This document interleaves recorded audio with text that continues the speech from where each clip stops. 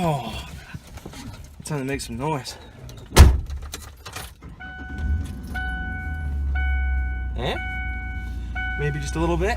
What is going on today, guys? Welcome back to another video, and today we are doing I believe this is the 25th episode of Project Explorer. Just kind of an explanation for what's happened recently, such as not lowering the truck. I know that's probably been a question on a lot of you guys' minds, and there's a lot of explaining to do with that. So, let's start off with why it hasn't been done. Pretty interesting story. The story behind that goes is the first time we attempted lowering the truck, I'd had the blocks, I'd had the U-bolts, I had everything I needed to get it done. I'm actually going to crack the back window. It's really hot in here. It's like, my dad was telling me this morning, or telling my mom, and my mom told me, humidity is ridiculous this morning out here in North Georgia. So, definitely not the most fun of days to have failing air conditioning like I do.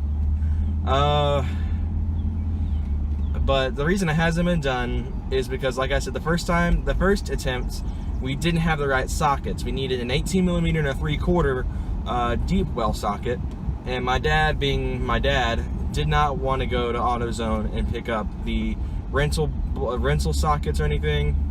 So my dad was all out for getting, you know, actual proper sockets. So that was our first roadblock.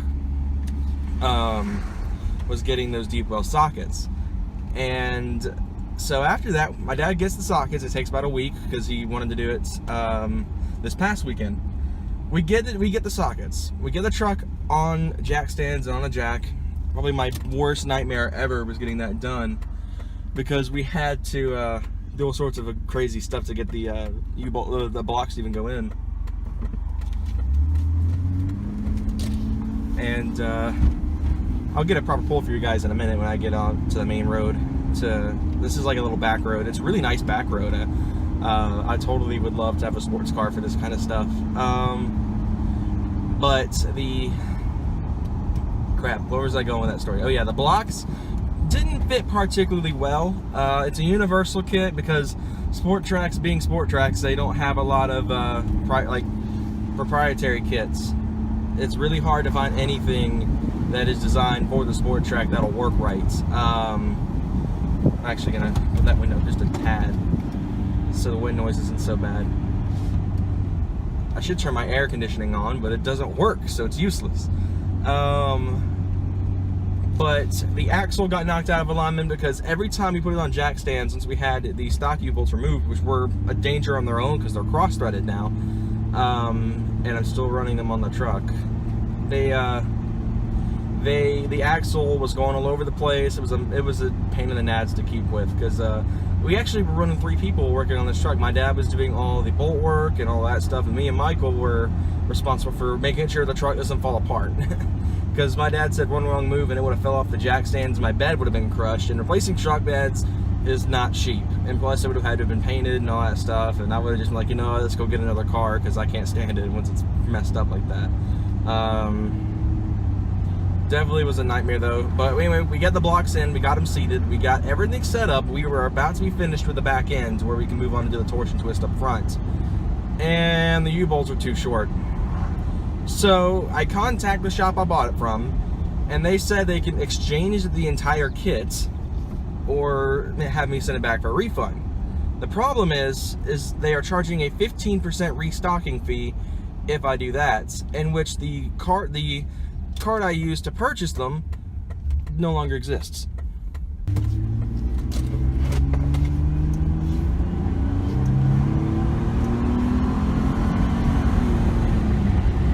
Woo! Needed that. Bikers were over there getting mad at me for not turning when there was a car coming. Definitely shouldn't have done that, because now I'm low on gas. That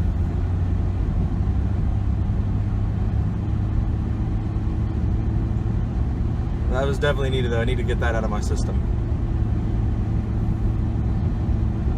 So the drive I'm taking today is to go pick up my little brother from his little football camp and stuff that they've been doing all summer.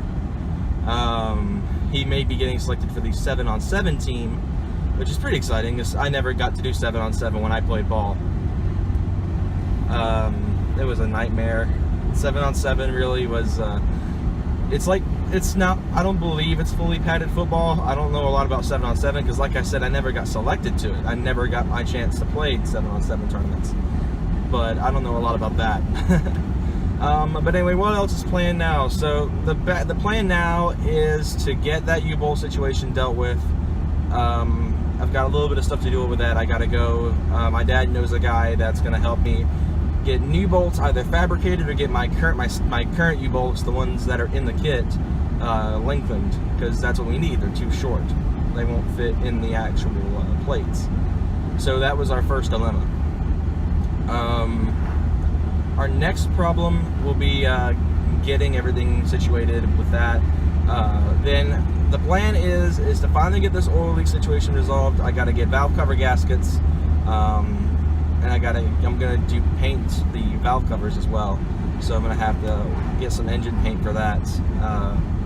Definitely, I don't know if I'm gonna be the one who does the paint work because I've never painted anything before, and I'm paranoid I'll screw it up real bad.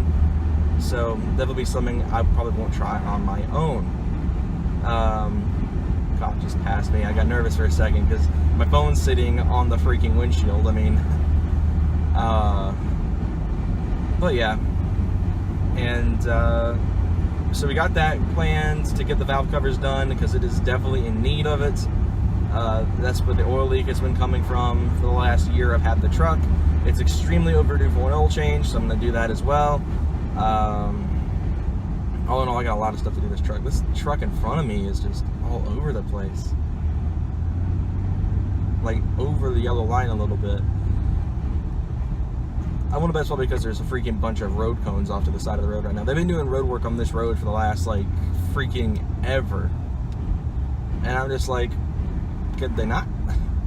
But we're getting ready to come up here. The place I'm going to, actually, is my old high school, the place I graduated from just a couple weeks ago. And it still feels weird going up there and, you know, not parking in my spot or having a tag even to park there.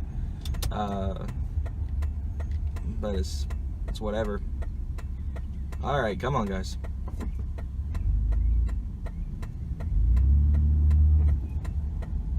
my gosh, why is it going so slow?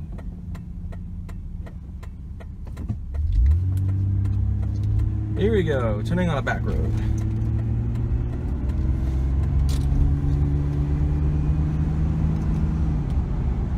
I'm not gonna drive too fast because cops do like to hide on this road.